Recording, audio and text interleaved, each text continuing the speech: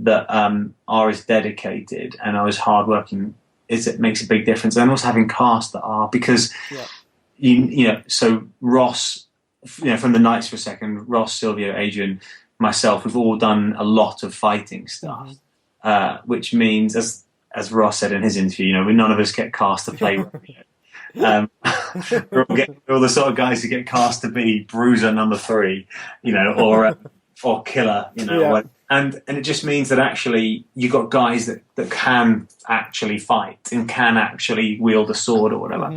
And then the same with our girls. Our girls all had exactly the same sort of background, the same sort of training. They got a really good basis, so that it means that from a physical point of view, everyone can do everything. From an attitude point of view, the production team are on it like no one else. But then also, as I said when we were first having a chat, that the cast are all lovely people, and sort of cast people that weren't only right for the role, but they're also people that we wanted to work with, because when you make a film, you're in bed with someone for a year, basically.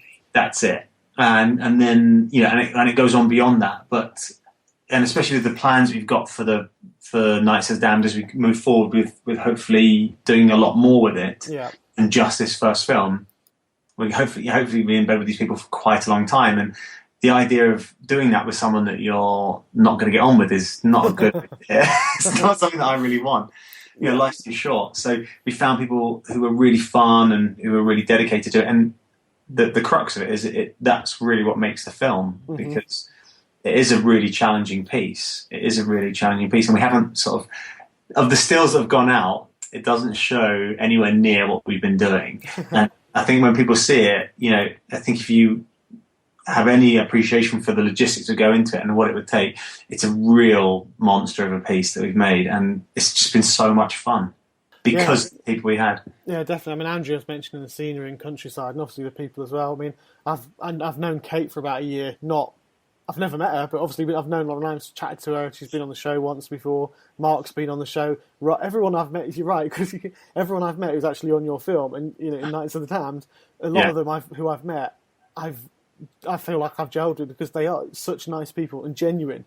And I could just imagine what the atmosphere would be like working with those guys, because they're and they are genuinely fun loving people in real life. So it's great to work with that. So fun, and they have that that real understanding of what we're trying to achieve. Ross is someone I know you're aware of this. I met on Davinci's. Yeah, you mentioned it. And I've known Ross a long time, and Ross and I are very much personal friends rather than just work friends. And Ross is someone who, when I've been sort of venting that I'm annoyed with the industry, or like, oh my god, this is how I'm not sure if I can be bothered to do this. He's always said, Ben, you're so good at this. Just don't just come on, think about it, do this thing. So he's someone who's always been around. Yeah. And he's always been a real supporter of what I've been doing, because to pretend that every day is easy, of course, would be nonsense, and that's not what I do. I'm always happy to be very warts and all about what I do, because sometimes it is really, really annoying, and it's really tough. But he's always been a wonderful supporter. Zara is exactly the same. I've known Zara a very long time, and she did my first film. Right. Okay. And we knew each other just before that. And Zara's always been a massive supporter of what I do, and so when you have actual friends on set with all these new friends, and everyone's driving for the right thing, and Zara's husband was on set, and he said, this is pretty good, isn't it? And he was smiling, and I said, yeah, I'm pretty happy. He said, this is the best thing you've done, isn't it? I said, yeah, it is. And he's like, go on, Ben. So we all had this sort of, I don't know, there was just a lovely, very supportive vibe on set, and it made doing something which is a bit of a risk and is a bit of a challenge, it made it a lot easier and a lot more palatable, because you had people around you who really wanted it to succeed. Oh, fantastic. That's really good to hear. And it's, I think that comes across when you actually get it on film. When it comes out, there's definitely a vibe. You can tell when something's been made and people actually get on well with each other. rather than, this jilted, relationship. I mean, take the X-Files towards the end, that died off.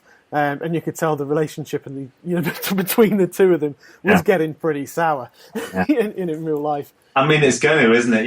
If you work together for like 10 years. Yeah, solid, you're going to be. Don't keep looking to the left every time you say that line. Yeah. But I want to look left. Don't you do that one more time. Yeah. That's how it gets, isn't it? Exactly. It's like a relationship. Well, yeah, it's a great relationship. I mean, that's why they've got it now. They've just been re-released. They've obviously got the relationship. They just needed a break from working as like a 10-year marriage. It's a lot like a love life. Yeah, exactly. Yeah. I mean, I was going to ask a bit about the actual film itself, but I've heard it. Yeah, just give us what you can. We've heard it from Ross. We've heard it from Andrea. Well, we will do soon. Yeah. Well, I mean, the thing. What I'll say, which they may not have said. I mean, obviously, for anyone who hasn't heard, the film is an out-and-out fantasy action movie. It's about essentially a kingdom that is being besieged by a dragon. Mm-hmm. No one quite knows why the dragons suddenly started attacking one of the castles, but it has quite relentlessly. And so the king has dispatched a team of, I think it's 12 knights to go and kill the dragon. Right. We pick up in the film after some of the team of knights have already been killed and there's only 4 left. Mm-hmm. And they are still fighting this thing. And it's sort of not gone very well. But the dragon starts circling back towards home, so they start riding back, following it over mass distance. Mm-hmm. And when they're sort of going through the different villages and townships, they end up meeting these Katori warrior women, of which Andrea and Zara and the other girls are. And we start finding out that actually there's more going on than we first thought, that there's actually some kind of dark uprising. And we don't know exactly what's going on at this point, but we know that there's something untoward happening. The villagers are all very skittish and uncertain about what's happening. And from there, what sort of, I guess, transpires is that this dark uprising is the fury where people are taken over by this dark power that essentially turns them almost into rabid monsters that are either unkillable or very hard to kill. And we find a way to kill them in the film, which I won't sort of give away, but they're sort of these very difficult to kill creatures.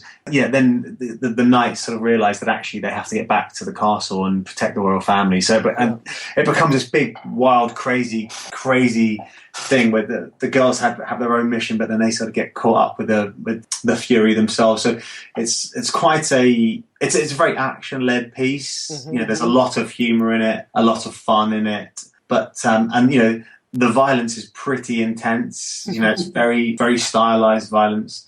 I don't know if Ross didn't mention this, I don't think, but all of the characters have a very different way of fighting. Right, okay. So, for example, as I guess a race, the Katori women are naturally very different to the men. Yeah.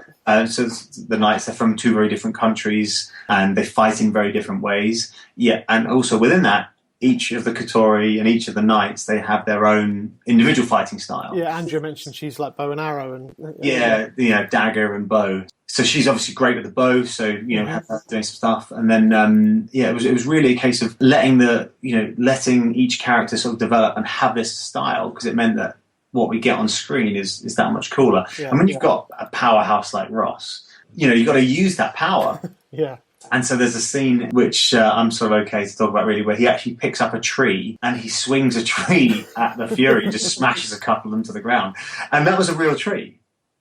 I mean, that was just something that we were doing on the day. And he's like, he was basically, we were sort of moving some stuff around and he picked up this log. Yeah. I thought, God, wouldn't it be funny? And he's just, he's a big boy. He just smashed this zombie with a Fury, should I say, with a tree. And, so obviously Zara fantastic at whip chain. Mm-hmm. So we've got her doing stuff like that. Her character gets sort of injured, gets like an arrow through the thigh. So she's sort of standing there with this long whip chain, just smashing these Fury about, which is kind of fun. I'm sort of pretty handy with a sword. So I'm doing, sort of slicing people left, right and centre. Mm-hmm. And so it's basically just tried to make the fighting very exciting and very unique, and we've used ramping and slow motion and things like that to sort of create a real unique vibe to it. So a lot of people have been banding around the Game of Thrones meets Walking Dead, and that's a lovely thing for people to say, it's and a lot of people have been sort of banding that around, and it's brilliant. I mean, the most fantastic comparison you could ever get. Mm-hmm. I think what we've tried to do that's a touch different is by using things like the slow motion and stylizing the fighting and stuff like that. Yeah. We're just pushing our own little bit of boundary, if that makes sense. Massive footsteps to walk in the shadows of, but we're sort of trying to follow that and then do our own thing a little bit. Well, yeah, to be like, I think I mentioned to Andrew as well on hers, I said that's what people are saying. It's more like, Walking Dead and Game of Thrones. So I guess for you, as someone who's creating your film, to be likened and, like you say, banded around with the two biggest shows on the planet at the moment is not a bad thing to be. Yeah, it does make you smile a little bit. I got to be honest. It's a wonderful thing to be compared to. Yeah. And it was really the sort of things that we were looking at when we were nodding to it. We're like, my God, wouldn't it be? We can do this. And actually, a big part of it was with the Game of Thrones sort of connotation. Of course, is dragons and swords and. But one of the reasons I wanted to do fantasy was that there are no rules in fantasy, because there are things that you have to do. Well, when the original idea came to this, it was sort of Templars versus versus zombies. And I was like, well, there's some difficulties with doing Templars, and I suddenly realised, I was talking to some people, and I was like, the problem is, if we do Templars versus zombies, everyone's going to be an IC1 male. Everyone's going to be a white middle-aged fella. Yeah. I thought, what the problem is, we're just stuck doing the same thing. And I thought, actually, if we do fantasy casting, I can cast whoever I want. I can make that role a female if I want. The innkeep can be a female. The king can be a pink balloon if we bloody choose, because that's fantasy. We do what the hell we want. Yeah. So I think these are wonderful things to be compared to, and with us, we were just trying to do something. We sort of set out to do something that was different and was, that gave us a lot more scope. And I think that in itself has ended up putting us in the sort of boxes that we are. But it still was fantastic, because through trying to do something a bit unique, we've ended up still slightly unique, but sort of following in these amazing footsteps. But I think if we'd gone the original line, it wouldn't have been the Game of Thrones connotation. It would have been just, I don't know, and knights, Templar knights. And it gets a bit, confusing. Yeah, with Templar Knights as well, then you're going to be limited to, because then people the Templar Knights, people will be saying, well, that's wrong, they should be like this, they should be like that. I know, and I mean, also as a filmmaker, that's a real pain. It makes things more expensive, it makes things more difficult, and also, every film gets things wrong, and the reason they get things wrong is because creatively, sometimes it doesn't work. They think, well, I know they should be wearing those suede shorts, but actually I prefer them wearing this chainmail, and that's sometimes the way things go. But also, I think we couldn't have had the dragon and we couldn't have had the mermaids if we did Templars. Yeah. And it literally, when I came up with the idea for this, I just started going, sod it, why don't we put a dragon in it? And they're like, well, okay, yeah, great, cool, right, let's have mermaids. And they're like, Ben, and I was like, come on, let's just go more. Let's do, how far can we push this? Yeah. And when I was thinking like that, I was like, right, I need to get away from the Templars. I just want to do something completely different and completely new, because there are other fantasy films that refer to their top soldiers as knights. There are sort of commonalities in terms that you can get away with. And I just thought, let's just do something different. Let's break some rules. No, fair enough. Yeah, why not? It does sound great with all the different, the fantasy elements within there. So it just sounds like it's going to be a fantastical piece of cinema to watch. Fingers crossed. Fingers crossed. Yeah, no, I'm sure it will be. As I've seen all the stills coming out, and obviously with the trailers that you're going to be putting out soon as well, it's going to be a nice build up. Yeah, I mean, I've seen the teaser already, and that's a teaser for our partners internationally doing the release strategy. Yeah, give them a sort of an understanding of the film, and the guys that cut that weren't the guys who are doing the actual key edit. And when we showed the guys who are doing the actual film edit, they're like, "Oh my god!" They're really excited, and because it had all the effects in it and stuff. It has the dragon and whatever. And I think when you actually see it come together, especially when you've been on set and you've seen the warts side of it, yeah, it's really exciting to see. And I think, and I love watching people's reaction. I love, when I went to my first film's premiere, I didn't watch the film. I just watched everybody, just sitting there watching people. Yeah.